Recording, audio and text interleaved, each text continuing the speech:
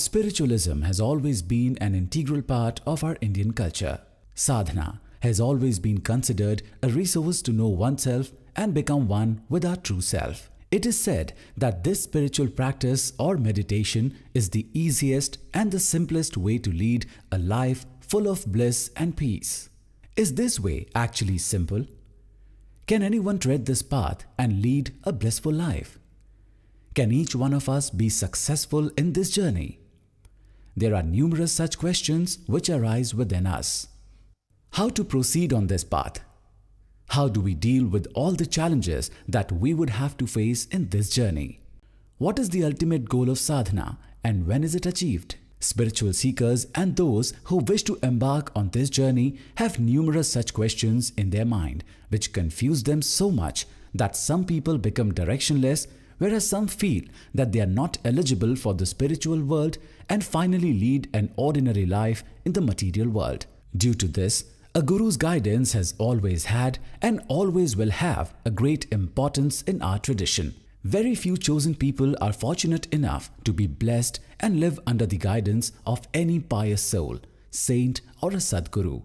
It is said that one gets blessed to be in the company of a Sadguru by the blessing of his or her parents and all the holy deeds of the several past births.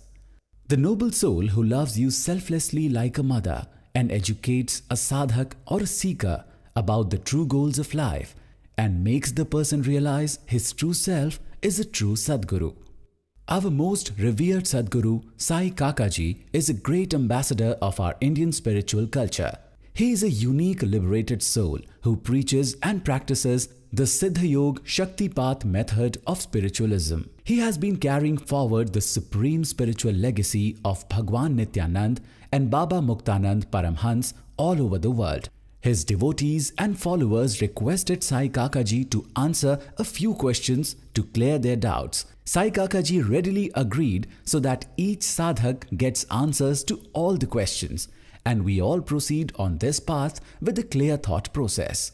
A sincere attempt has been made to include queries from every level of spiritual seeker, and we request with our hands folded to our most revered Kakaji that he should answer all the queries so that he guides us from darkness towards the light of knowledge. We hope that this questionnaire will help our sadhak brethren all over the world to seek correct guidance, and each one of us would follow Kakaji's teachings and achieve the ultimate goal of our life. So let's absorb the teachings of our most revered Sadguru Sai Kakaji on topics like sadhana, ultimate goal in life, and self-realization. Let's be blessed by a Sadguru who is full of selfless love and compassion, and for whom people of all caste, creed or religion are equal.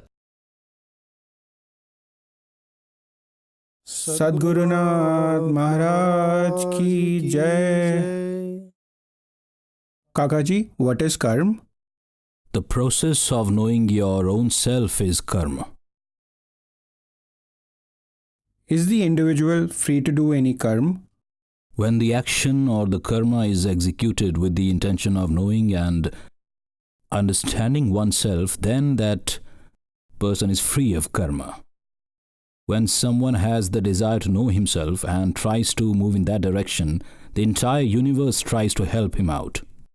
Kakaji, we start off the meditation with reverence, but with time it decreases a bit. Why is it so? In the beginning, there is an intensity because of the curiosity. When someone tries to seek himself or turn towards spiritualism, usually the matter is that it is not out of convenience or easiness. If it is a very convenient and easy thing, then it is certainly a result of his previous karmas or actions. Otherwise, it is either due to some trauma or some accident in one's life that one turns towards spiritualism. And for as long as that impact of that grief is there, the intensity of that seeking continues. With the passage of time, when the intensity of that grief reduces a bit, slowly and steadily he also tends to become normal and feels that the help that he was supposed to get, he did not get. And for this reason, he deviates himself from that direction. And so that seeking loses its vigor. When the motive of that search is to find one's true self, then the intensity is there. The main cause of this lost intensity is procrastination or delay. When you plan for today, what you have to do tomorrow, when you plan to do now, what you have to do today, then the intensity is not lost. But when you defer what you have to do right now to sometime in 24 hours, and then you defer it to tomorrow, and then to day after tomorrow, and that day after tomorrow actually never really comes. And by that fading surge finally vanishes altogether. Kakaji, we sit in meditation, we sit for quite long. Is it possible that it may continue for 24 hours? If you can somehow associate and connect your meditation with your breathing, then it is certainly possible. You can keep doing it 24 hours a day. If you can connect your mantra with your breathing, then you can do it 24 hours a day. In a day, we usually inhale about 21,600 times. So your meditation can go on for that time.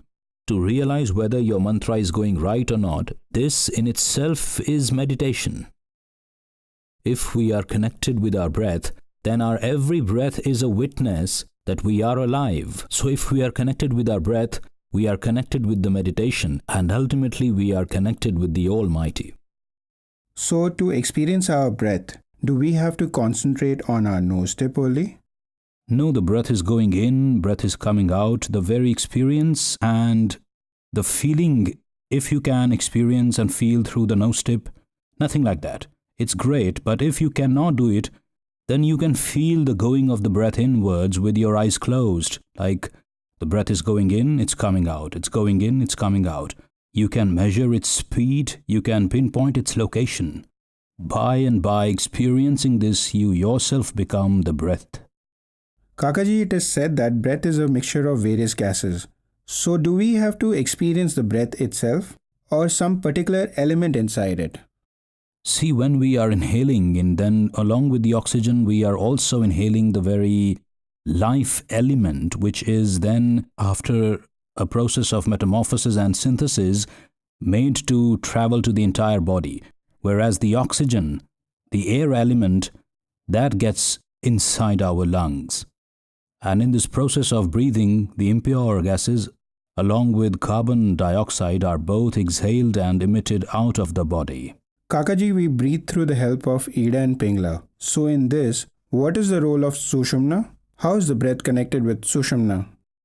When we are breathing with the Ida and Pingla along with the Sushumna, then there comes a point of equilibrium when the Sushumna opens up for some time.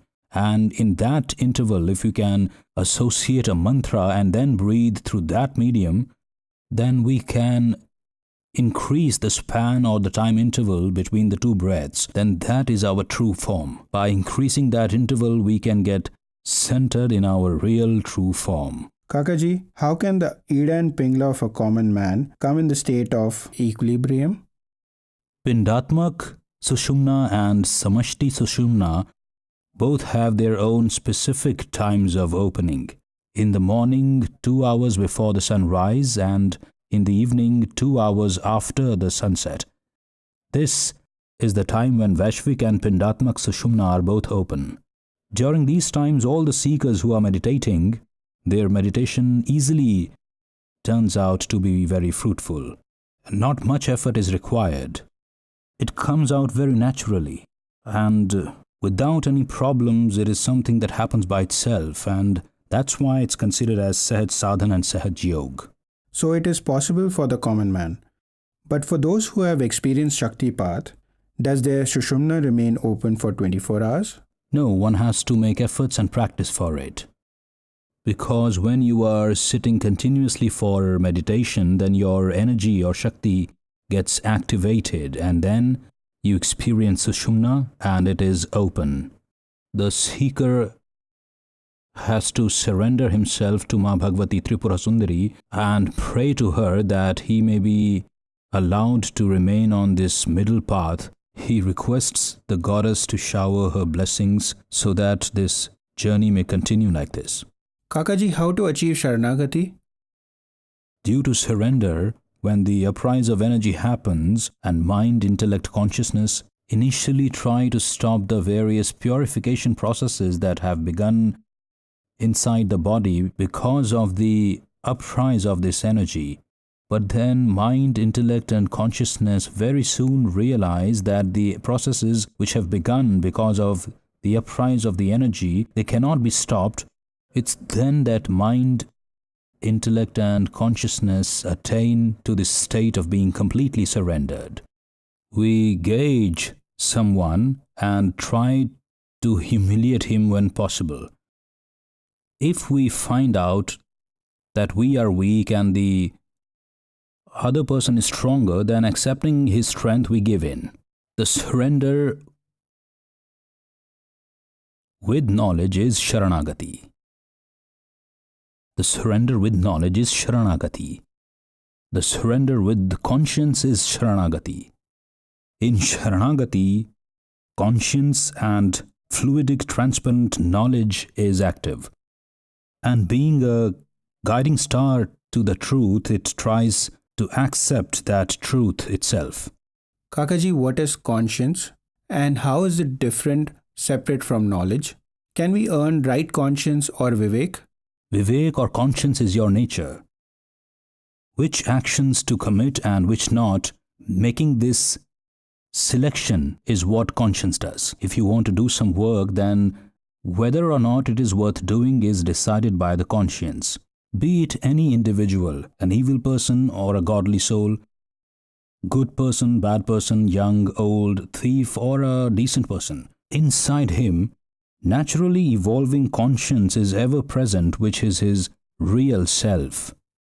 And that very ever-present conscience is what suggests and warns you about what all to do and what not to do. If our mind, intellect, consciousness and ego is all pure, then whatever is coming from inside, we follow it and our life becomes easy.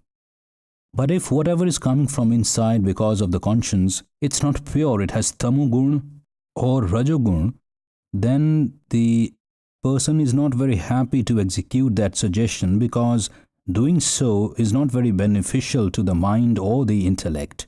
Their definitions of happiness and sorrow is different. Inducing pain in others gives them happiness, and making self-efforts gives them sorrow. So, to get free from the circle of the karmas, normally Rajoguni and Tamoguni mind, intellect, consciousness and ego do not listen to the suggestions of the conscience-filled knowledge, and hence they remain unhappy in life. Kakaji, please tell what should a sadhak do to purify tamogun or rajogun, or rather the thoughts themselves? All the sadhanas that we have, they are for this very purpose, like jap, dhyan, mantrapat, swadhyay. These are the techniques of cleansing your thoughts. This is the entire scheme of things designed to cleanse your mind, intellect and consciousness. The only purpose of swadhyay is to activate the mind, intellect and consciousness, to take them higher from tamogun to rajogun, to transform them from rajogun to satogun, from satogun to your purest form in your enlightened self. Kakaji, it is mentioned in Gita that a yogi is awake even in the state of sleep, whereas a common man is asleep. So, what is the difference between a sleep of a yogi and a common man? How does a yogi remain awake and a common man remain asleep? We first need to understand the process of the sleep of a common person. A common person, from an awakening state, moves into the subtle state, and then from there he moves on to the causal state. Looking at the same scenario, we can say that he moves from the gross body to the subtle body, and from the subtle body to the causal body. So we can say that if the mind, body, intellect and the ego is engrossed in adhyan, then it is the sleep or sushupti of a common man.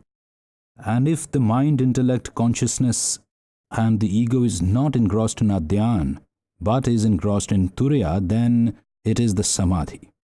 Because as soon as mind, intellect, consciousness and ego enter into the realm of turiya, then their impressions just decease, they just vanish away. In that turiya, the impressionless consciousness acquires the ultimate knowledge and gets liberated. Kakaji, what is entering the state of sleep fully alert and conscious? That is samadhi, when someone can enter the state of sleep as fully conscious as well as awake.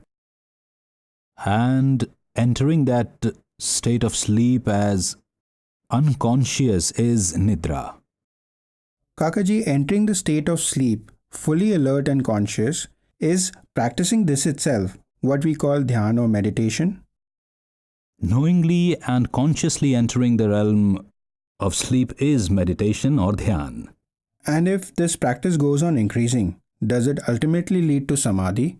Absolutely, one does attain enlightenment. Kakaji, in the high state of meditation, there are many things which one does know theoretically, but they are not implemented practically. Please show us the way to bring this knowledge into practice. If the knowledge and meditation need to be brought into the practical aspect of life, then for that mind, intellect and conscious have to be absolutely pure. In meditation we achieve very lofty experiences, but in reality our mind is very disturbed. The intellect, consciousness and the ego are all lacking focus, they are wavering, so they cannot be brought into the practical aspect. To understand this, we can consider a very simple analogy. There is a pipeline with 10 bends. Then the water will not be that intense in flow as it should be. The impact and intensity of the water gets affected by all those bends. And there is another pipeline right next to it with no bends at all. Obviously, the water in that will be flowing with full intensity. The thing is that the wavering of our instincts is the wavering of mind, intellect and consciousness. And this is the very reason that we face difficulties in bringing those experiences in the practical realms of life. So the thing is that if in the reality your mind is not very innocent, pristine and pure, then as a result of some good deeds you may experience some high, lofty, divine peaks, but still, to bring down those experiences into the realm of reality, the medium is underdeveloped, is impure, so the experience is not turning up in reality. So does that mean that the sadhak will have to bring a great deal of conscience in his behavior? The behavior full of conscience becomes the medium itself. He does not need to practice separately. If the seeker, assuming that this entire world is the ashram of his Sadguru or his work arena, if he does whatever he does with full consciousness of this fact, then it is Guru Seva. He does not need to do anything separately. Every action of his is the practice itself, which is enough for him to attain his real self. Because all his actions are in the name of God, all his deeds are in the name of God, and he experiences the divine in whatever he does. Kakaji, during meditation, sometimes many sadhaks do not feel the urge of conducting the rites and rituals, Dev Pujan, Pitra Tarpan and other such rituals. In that state also, is it really essential to keep practicing all these? If he has a family, then he must abide by it. Because in a family, you have your family members and your kids. For them, you need to continue to follow these practices.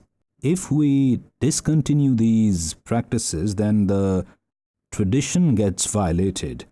And as a result, the scriptures get lost, and with that, the science also. So, in order to keep the science alive, to keep it going on and on, I would say that it is very necessary as well as essential to keep continuing these practices, because these practices are a part and parcel of our life in the big picture, in the form of family celebrations, social gatherings, as well as many of the religious rites and rituals. So when we celebrate some festival very methodically, then all these practices are followed by themselves, as they should be. There is a process behind this. We need to understand this. It is like this, that when you are going out of station for a few days, then before going you would paste a notice for the postman, etc., that we will be out of station for these number of days, so our mail be please redirected to this particular address. We give a letter to the postmaster also and paste one at our house also. so that wherever you are going, your mail gets redirected to that place. So your body entering into the state of rest does not mean that your journey of life has ended. This physical body is deceased, is no more functional, but your ling dehe and your subtle body, they move out of your body and continue with the further journey. They are in a transition camp. As long as it does not acquire a rebirth, it will continue to remain in that state of waiting. You might be remembering that in the olden days when you were a kid, suppose you had to go to your uncle's place, so your mother would pack a meal for you to eat during the journey, because it would have been a 5 to 10 mile long journey, and during the way you can sit in the shade of a tree and have your meal and then go on. So if you have to make so many arrangements for a 5 to 10 kilometers long journey, then you can imagine how many arrangements you need to make for your rebirth or your next life or reincarnation. If you need to go to Mumbai in summers or winters, you will have a suitcase full of clothes and accessories. So if you plan and arrange so much stuff for a small journey of 4 days, so that your journey may be successful and you may not feel any discomforts on the way. So imagine if you onset on the journey beyond time without any preparations, then how many troubles you are going to face. So all these rites, rituals and practices, even the divine souls, the enlightened ones, keep on continuing to follow for your sake. Because if they will not do it, people will stop following all these. They do not need it, but to increase the trust and the faith of the people in the scriptures and to prove that it is all very scientific, to establish this fact, they keep on following all these rituals and rites and practices and continue spreading these values to the people. Kakaji, in day-to-day life, in order to undertake a journey, we do need a mode of transportation, and this journey depends on the capacity of mode of transportation as well as the amount of fuel. After death, our subtle body also makes a long journey. Kindly tell us what is the mode of transportation required and what is the fuel it needs. There, the life element is the one which makes the journey of this physical body possible. That life element is the fuel of the physical body, and it is also the very medium. Along with your physical body, your mind, intellect, consciousness, and ego. If we talk in modern language, then quantum memories travel along with your link dehe or physical body. Those quantum memories and the quantum protons scatter along with the phenomenon of your death. The neurons get scattered, and when the time for reincarnation comes, they get concentrated and enter a new womb for birth. This is the entire scheme of a new birth. So all the neurons which are scattered, along with the quantum memories, their atoms and nuclei are all scattered. And as soon as the time and the place is decided for that life to take birth in this world once again, slowly and steadily they all get together and enter into that body. And now that life starts getting ready for a new birth in a womb. So is this energy that concentrates all these scattered particles the Prana Shakti? That is the life element we call Chitti, which is under the consciousness. Kakaji, it is believed that without renouncing the vows, one cannot really become a yogi. But after renouncing the vows, can the yogi still remain disciplined? One has to go beyond all the vows through the medium of vow. You have to transcend the vows through the medium of vow itself. And you realize that once you have moved beyond, you enter into a deep discipline which in itself becomes the real governance. Kakaji, while meditating, many sadhaks sometimes get a lot of vision, many different experiences, while some sadhaks do not experience anything. Why is it so? This also happens because of the relative state of the seekers due to their karmas or destiny. Once the Shakti is awakened, and as long as that Shakti is active, the physical body does not need to undergo the essential kriyas if it is already purified. His gross body is pure, his subtle body is pure. There is no need for the kriyas, the meditation happens naturally. If you have a night journey by train, then you have a good dinner and then doze off to sleep. And then by the time you wake up in the morning, you realize that your destination is nearby. Those who have a daytime journey, they travel the entire day and then reach by night. So he will have to experience everything and be aware of all that is going in his surroundings, as well as on the stations that come along on his journey to his destination. If the journey is during night, then you are not aware of all the stations that come along because you are already sleeping after dinner. Kakaji, is this journey air travel? The same thing happens during your air travel also. Once you take off, then all your connection with the ground below, with the airport gets cut off. As long as you remain in the sky for an hour or two, once the journey is over and you finally land, your connection with the ground establishes again. Getting disconnected with the takeoff and getting reconnected with the landing, this is the story between the two lives. Ji Kakaji. Kakaji, there is one more question. What is the origin of the fear?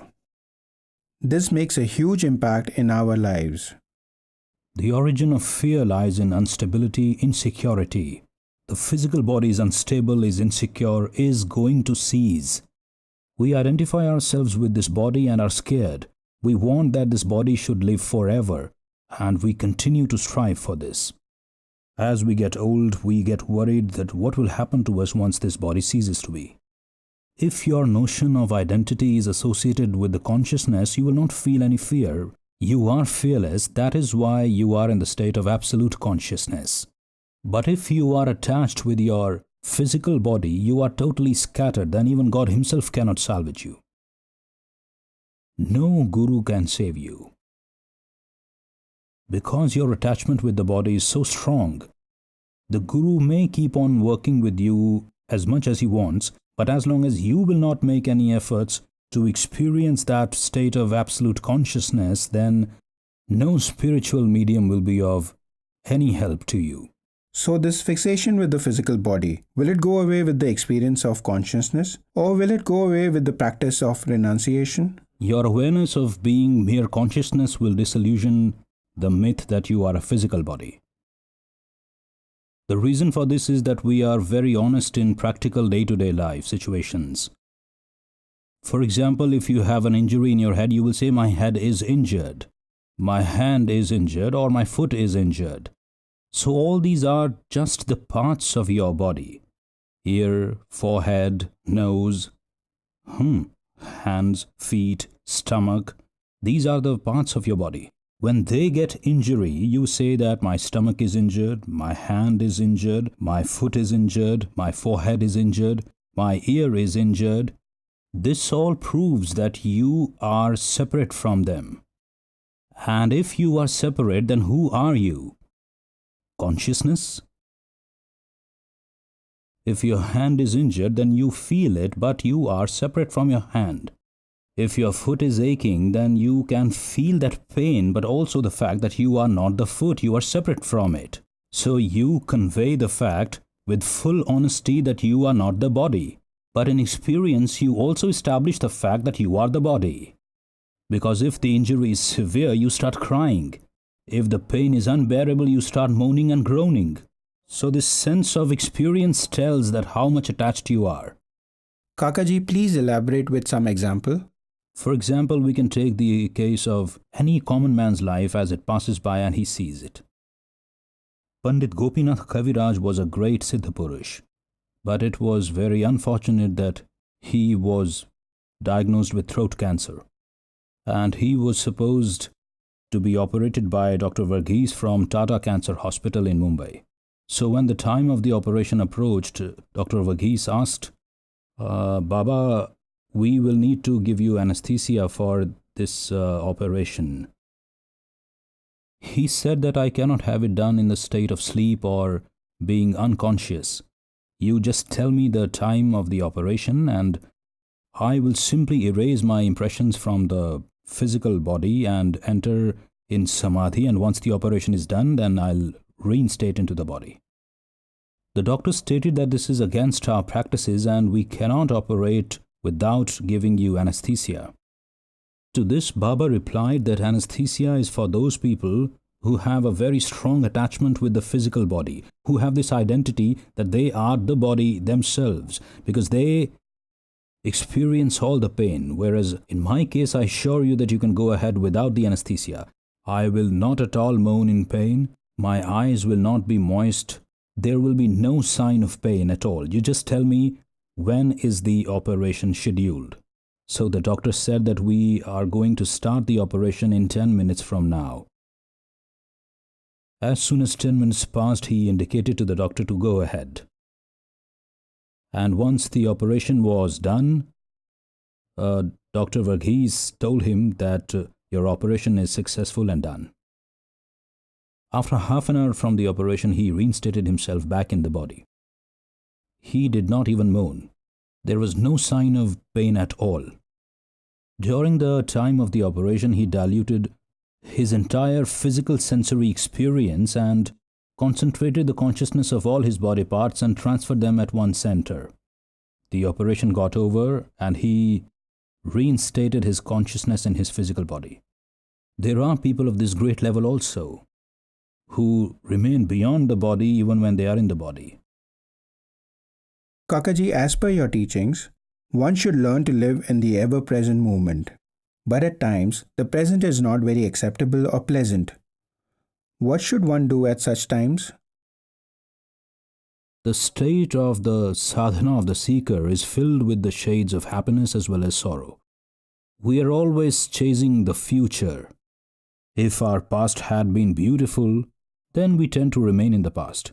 But if the past had been really terrible, then we escape into the future, and we imagine that our future will be full of joy, full of love, and happy. And this is the reason why we are either running towards our past or towards our future, and this is why our present is painful. To live in the present, to live in the ever-present moment is to live in your real self. All our efforts in reality are ways to escape from our own self.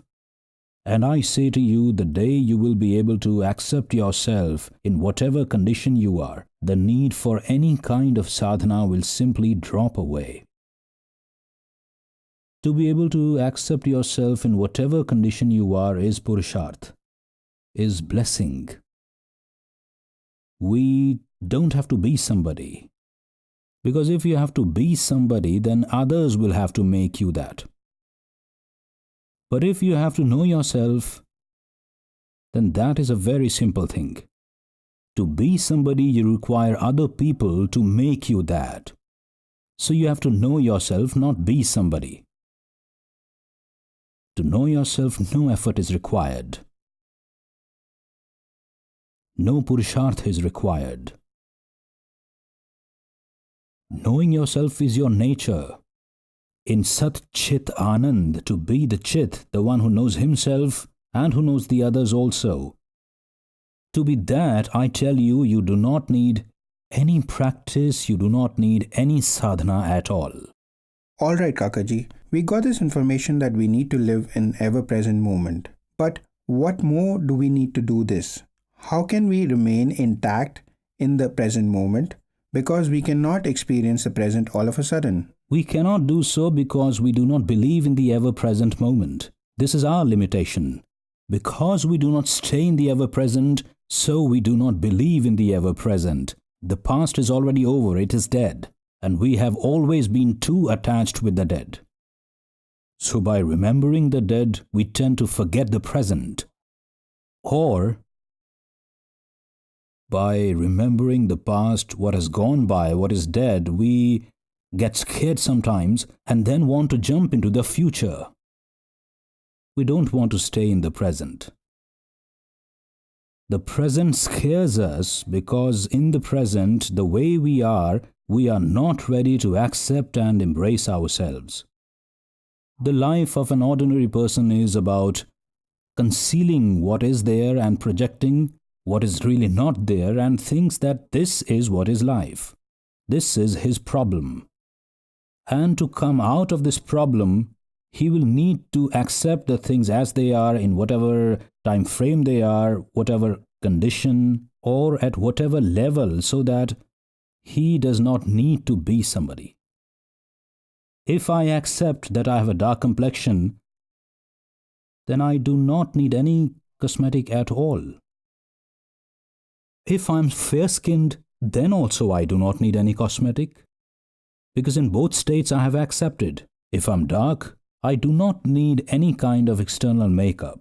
And if I'm fair, still I don't need it. But if I have a dark skin and I do not accept the way I am, then I will need the cosmetics surely. Kakaji, what is mukti? And from what do we need to be mukt? To be free from one's imaginations and its options is mukti. You are liberated since birth. You were never in a bondage. But your mind, intellect and consciousness assumes that you are in a bondage and accordingly makes efforts for its liberation. I'll narrate you a small story and then move on. This will give you an idea what liberation is. In a small village somewhere, there was a couple who were both washermen and used to work for the entire village. They had 4 donkeys. Every day, they would collect clothes from the entire village, make 4 bundles, load them on the donkeys, and go to the bank of the river to wash the clothes. And after washing them, they would dry them, load them back on the donkeys, and come back. For some reason, there was a major argument between the couple. The wife was not willing to go to the river. She simply refused. She packed lunch for her husband and threw it in the courtyard, and then screamed loudly from inside, "Go wheresoever you want to go. I'm not coming with you. From now on, you will be responsible for your business." Saying this, she slammed the door loudly. Now the husband got really scared and was not able to ask her for anything whatsoever. He loaded the 4 bundles on his 4 donkeys, and with the packed lunch, he left for the riverbank.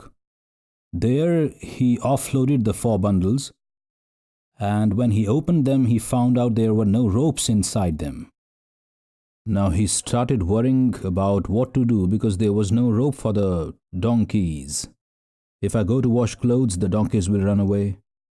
And if I watch over the donkeys, the clothes won't be washed. Meanwhile, a Brahmin whose farm was adjacent was going by. Looking at the dilemma the washerman was in, the Brahmin stopped by and asked, "What is the matter?" The washerman replied, "What can I say? Today my wife argued with me, threw over my lunch in anger. I have come with these 4 bundles of clothes, but the strange thing is that today there is no rope inside them. She's the one who used to do all these things every day, would keep the ropes and the clothes and the lunch all stacked properly. We both came with 4 donkeys and 4 bundles of clothes, wash them, dry them, fold them and take them back. But today there is no rope. If I wash the clothes, the donkeys will run away, and if I watch them, the clothes won't be washed." The Brahmin replied, "Is that it? Don't worry. These are just donkeys. Grab them by the ear, take them to the tree, and then do the enactment of tying them the way you do every day. I'm standing right here. Go with one of the donkeys and tie it up." So the washerman offloaded 1 bundle, took one of the donkeys to the tree, and started to tie it up the way he used to do every day. But today it was pretending. After this, the Brahmin said, "Now hit the donkey with a stick and see if it moves or not." The washerman actually hit the donkey and saw that it was absolutely still, did not even nudge a bit because it believed that it was tied up. In the same way, the washerman tied up the remaining 3 donkeys as well. After this, the washerman carried the bundles one by one, washed the clothes, dried them up, folded them, and brought them back to the donkeys. He loaded the bundles back on the donkeys, and by now it was already evening. He loaded 1 bundle on each of the 4 donkeys, hit them with a stick, but they refused to move at all. He was absolutely startled. He tried every possible mean he knew to make the donkeys move, but everything was in vain. By this time, the Brahmin was going back home after finishing his work, From a distance, he watched the washerman hitting his donkeys and trying to make them move, but it was all useless. So he came near and asked the washerman, "What is the matter? Why are you hitting these poor donkeys?" The washerman said, "I washed the clothes, dried them, folded them, loaded the bundles back, and now these donkeys are not ready to move." To this the Brahmin replied, "You had tied the donkeys in the morning. Did you untie them?" The washerman said, "There is no rope. How can I tie them?" The Brahmin said, "But you pretended to." "Yeah, of course I did that. I took each of the 4 donkeys near the tree and pretended to tie it." The Brahmin said, "Yes, they have been tied because of that pretension. Now you have to pretend to untie them. Go ahead and untie one of the donkeys and then hit it with the stick and see." The washerman did exactly the same. He grabbed one of the donkeys by the ear and pretended to untie it. Then he gently hit it with a stick, to which the donkey responded and stood in a queue. Like this, he untied all the 4 donkeys. So these donkeys which have been tied without a rope and have been untied without a rope, there isn't really much difference between them and us. Our ropes are not visible, their ropes are visible. They can also be tied up without the ropes, and even we have been tied without the ropes. Until someone comes and tells us we are not tied up, that we are free, it is hard for us to believe. So you were never tied up, you were always free. This we know that what is mukti, but from what we get liberated or mukt? To be free from one's own self is mukti. And to be tied up with one's own self is the sansar, the world. So don't get tied and don't tie. You are free, so live freely, live in joy, live in bliss.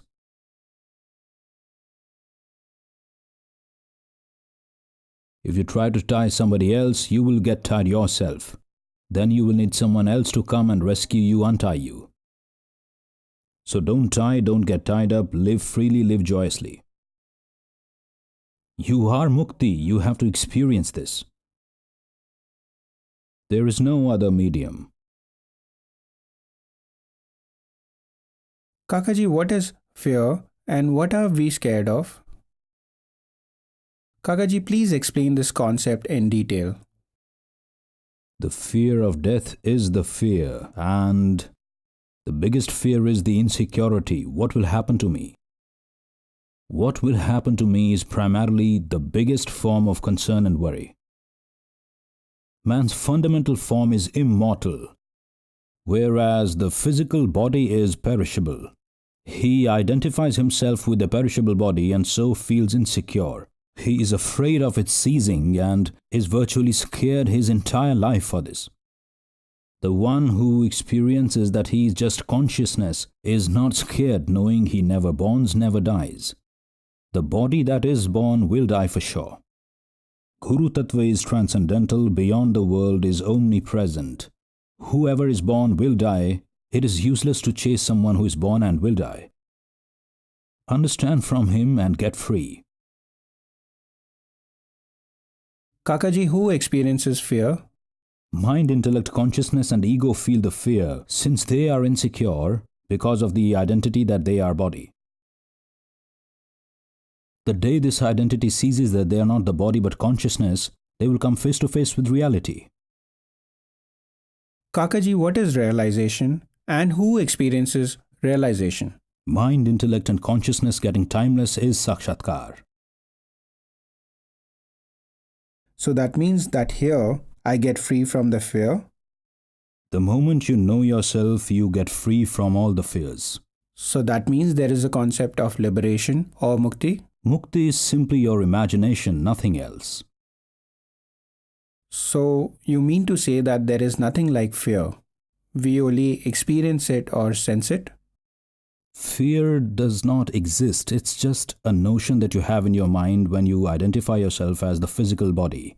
You know that it is immortal, it is perishable, it will die one day.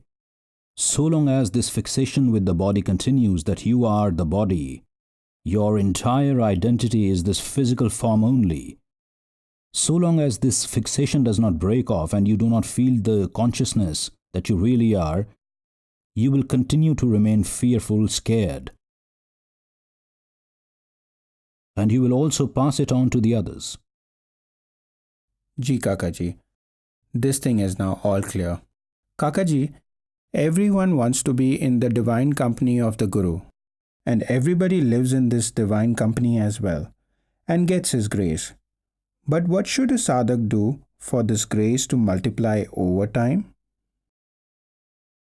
The Guru Tattva is transcendental, beyond the world, omnipresent, ever present. If you can continue to experience this, then you will feel that the Guru is connected with you 24 hours of the day, because he is the one within you.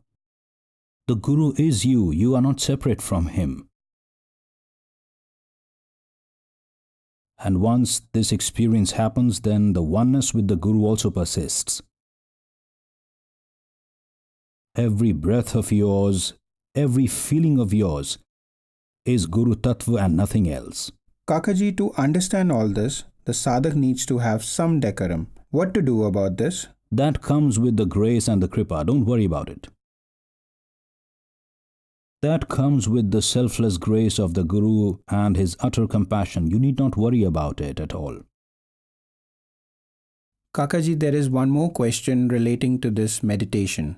A sadhak is meditating regularly, but still, the inner peace is not reflecting on his face. He is feeling stressful. Where is he wrong?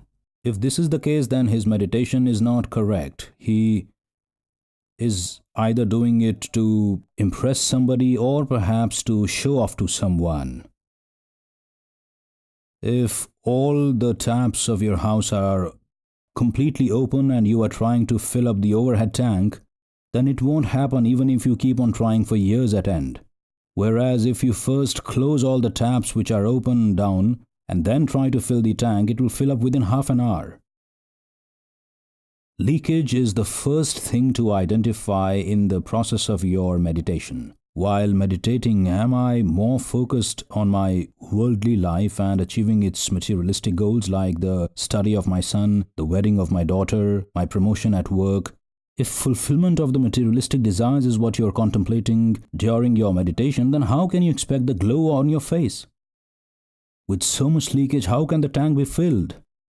First, you have to identify and stop the leakage in the process of your meditation. If all your meditation is focused towards the fulfillment of your materialistic desires, then what is its achievement? Materialistic gains. You may have a couple of extra cars, 2 or 3 extra flats, perhaps 10 or 20 acres of extra land, a growth in business. This is the achievement of your meditation. It did not go futile or waste at all. Your meditation earned you so much, because the aim of your meditation was a growth in your business. The business grew, funds came in. Your family life prospered, but your spiritual life became a void. Kakaji, we do come across lives of many great souls who have been meditating their entire lives, but still, they are not able to achieve their goal.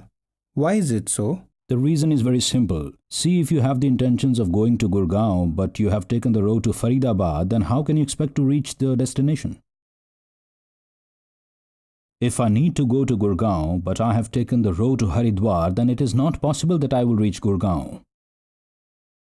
I will have to come back to the point from where I took the wrong turn and take the right road towards Gurgaon. Only then will I be able to move in the right direction. So if the meditation moves in an opposite direction, does it lead to failure?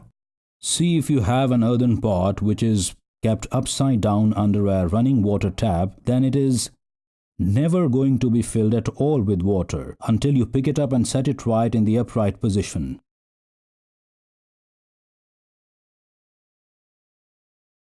You have kept a bucket in the upside down position under a running water tap. Even if it remains there for 10 hours, it will not fill up at all. Just put it in the upright position, it will fill up in 10 minutes. Even 10 minutes won't be needed. Kakaji, what is the significance of Naam? If you can focus on your Naam with full intensity, then it can lead to your realization. Such is the effect of the Naam, the impact of the mantra. Yasya smarana matreena. Yasya smarana matreena. Focus on your target with full intensity and it will be right there before you. If you are weak and abuse someone stronger, that very moment he will make you realize what your status is. One tight slap from him will make you realize what you are and what he isn't capable of.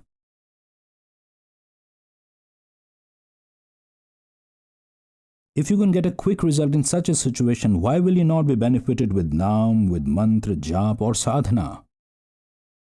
If abusing can have an impact, why not mantra? Kakaji, many sadhaks meet or experience their Sadguru in the later stages of their lives. In such a case, the sadhak feels the earlier part of their life was a waste. What should a sadhak do in such a state of mind? He should set his understanding right. Whenever or at whatever point of time a sadhak gets his guru, that very time is the right time for him. The journey starts from there only. And the destination also is not very far away. If intensity is there, you can be realized there and then. Sant Tukaram Maharaj's guru appeared in his dream. He graced him and gave him the mantra diksha. He had moved beyond his physical body for more than 200 years at that time. So someone who did not even see his guru face to face, just he appeared in his dream and gave him the mantra diksha, if such a person can realize himself, and not just that, can become a Jagat Guru also, so the person who gets to be with the Guru, even if for a few moments, he can be mukt for sure. If he has been really with the Guru, then only.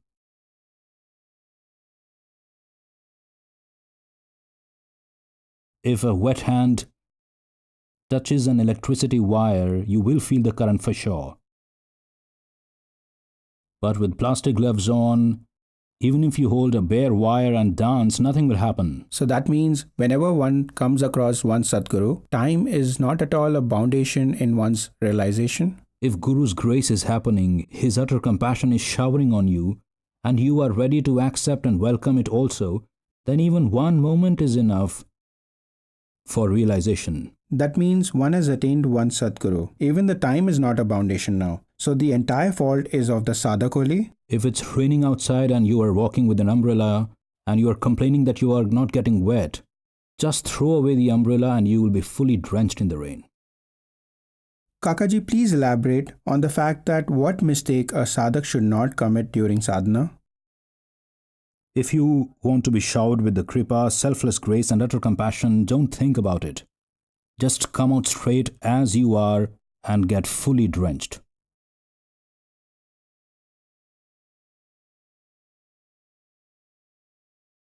Sadguru Nath Maharaj ki jai.